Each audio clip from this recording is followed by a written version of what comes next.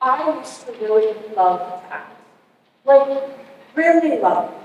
And I'm sure we all had some dream we chased when we were younger, right? Well, for me, this was acting. I love to pretend to be somebody I wasn't. So much so, I tried to audition for an art school. That's right, ninth grade, 14-year-old me, and I sat down in front of my camera and I slated, "My name is Addison Moyer, I am 14 years old, and this is my monologue from DNA by Dennis Kelly." Are you happy? And the thing was, is I got past this first round of auditions, even with the horrible British accent, and I was stoked. I was really going to go to the School for the Arts, something I've dreamed of since I was a little girl. And then people started talking. They started telling me that this was weird. This was odd. I mean, seriously, what are you doing? You are a freshman in high school and you're gonna throw away your life to be some actor that's not even going to make it? And so by the time my second audition rolled around, I walked into the room with very little preparation and only one thought in my mind. What I was doing was weird. When I finally got in front of the panel of judges, I tried to begin, and I did, but I wasn't actually in character. I was supposed to be this loud, exuberant girl who was flipping out about not winning the spelling bee, and instead, I was a timid 14-year-old girl who was so scared of being judged. I bombed the audition, and that is the biggest regret of my life. But it has brought on one specific inquiry, and that's on judgment culture. Every single day, I see so many things being classified as weird. Anime, K-pop, reading, clothes, personality traits, languages, opinions. You name it, it's probably weird to someone. And I mean, I'm sure we've all participated. I mean, how many times have you been in public and you see someone and you just think to yourself, "Oh my God, what is she wearing? Who let her leave the house like that?"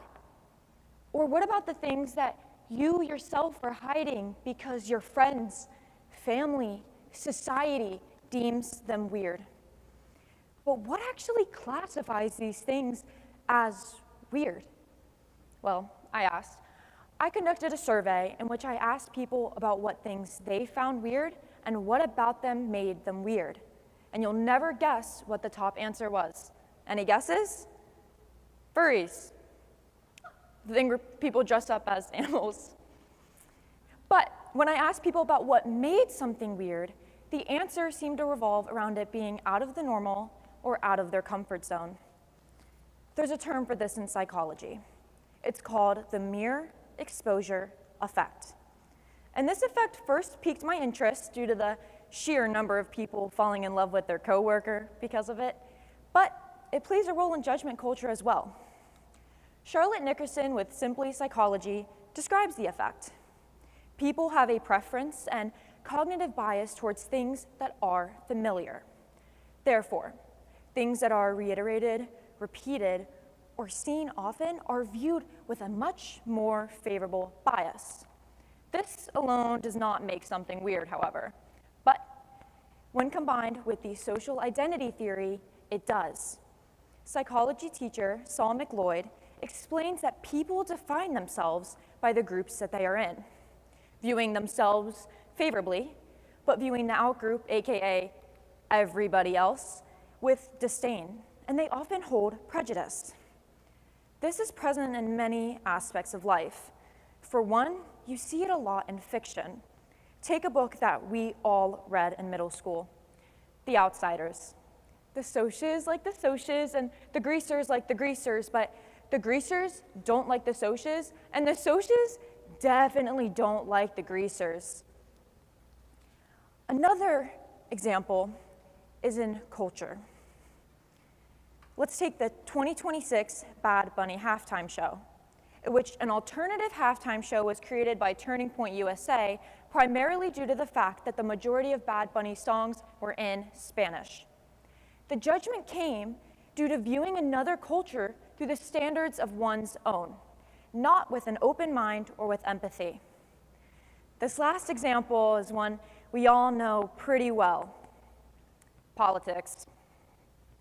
With political polarization increasing, the parties are becoming more and more extreme. People are strictly identifying with the party they registered as at 18 rather than consistently learning about new issues. And personally, I've experienced this in my own home. My mom and my mum are on two opposite ends of the political spectrum. So bringing up politics on Thanksgiving is a recipe for disaster. Case in point. Based on this information, I'm going to ask you all one question. Are you happy? Are you happy living with this closed mind? And I don't mean to answer for you, but I'm pretty positive that you're not. You only live once, and it is much better to live as somebody you know rather than somebody you don't.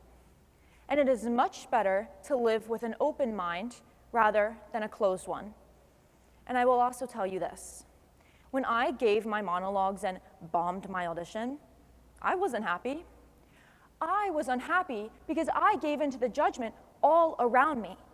And while that might be my biggest regret, it has also been the experience that has led me to who I am today.